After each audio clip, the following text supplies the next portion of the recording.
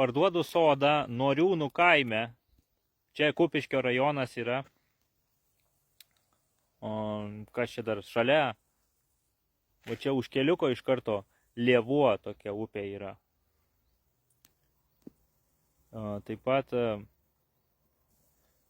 šalia yra Palėvenės vienuolynas žymus.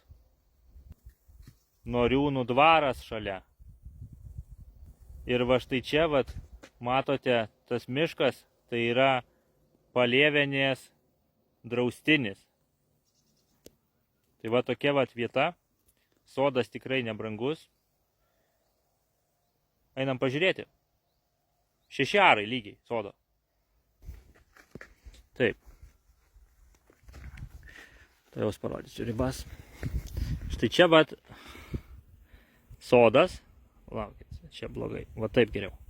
Sodas yra stačiakampio formos. Jisai vat truputį pailgas eina. Va. Štai čia va riba. Va šičia va būtų. Parodysiu. Aš atsistoju ant ribos.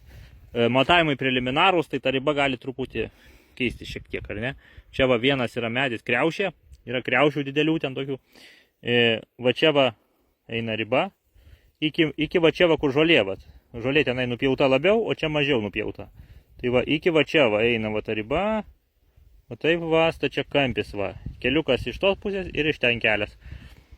Žvyrkelis. Nedaug to žvyrkelio yra tenais koks kilometras daugiausiai ir asfaltas prasideda. Einam apeisiu sklypą tada. Tai va čia viskas aišku. Einam čia.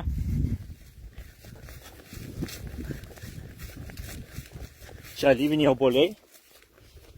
Va, alyviniai obuoliai. Bet čia jau kaimynės.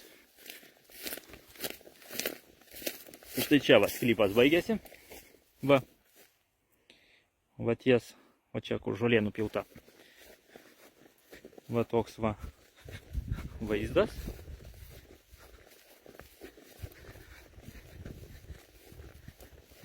Elektros čia bent jau nesimato aplinkui, nei vieno stulpo.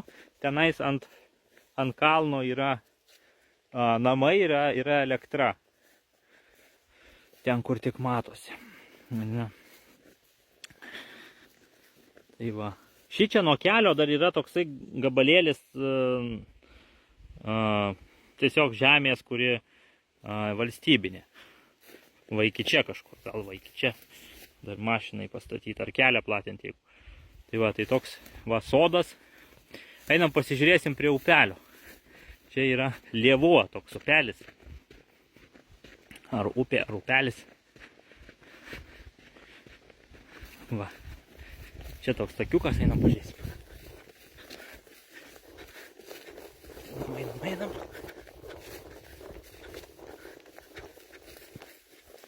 Va, upeliukas. Va, toks va, upeliukas. Ten mačiau kažkas su baidarės nuomoja, tai čia galima su baidarėm plaukioti. Sakė, kad labai nusekęs yra, šiaip įprastai didesnis tas upelis būna. Nu, bet čia žmonės taip kalba tik. Tai va tokia va vieta. Ten kaip tiltas, nugriuvo tiltą galima pasidaryti iš to. Tai va toks upeliukas. Domina. Rašykit. Rašykit, skambinkit, siūlykit.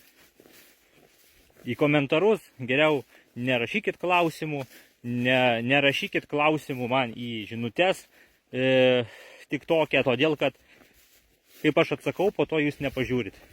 Tai rašykit iš karto savo telefono numerį ir tada klausimą tik tai. Tai aš iš karto skambinu ir iš karto atsakysiu jums į klausimą. Nes taip galit ir pusę metų bendrauti pirmyn atgal, nes tiktokas tenai taip paskęsta tose žinutėse, kad neįmanoma nieko pamatyti po to.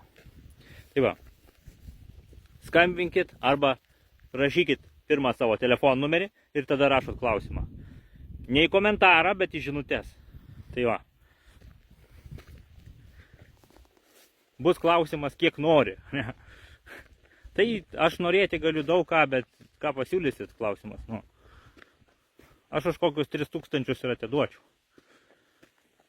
Nu, turbūt ir atiduočiau už 3. Tai va. O ką jūs pasiūlysit, man įdomu. Nesvarbu, ką aš noriu. Ką jūs pasiūlysit, įdomu. Tai va.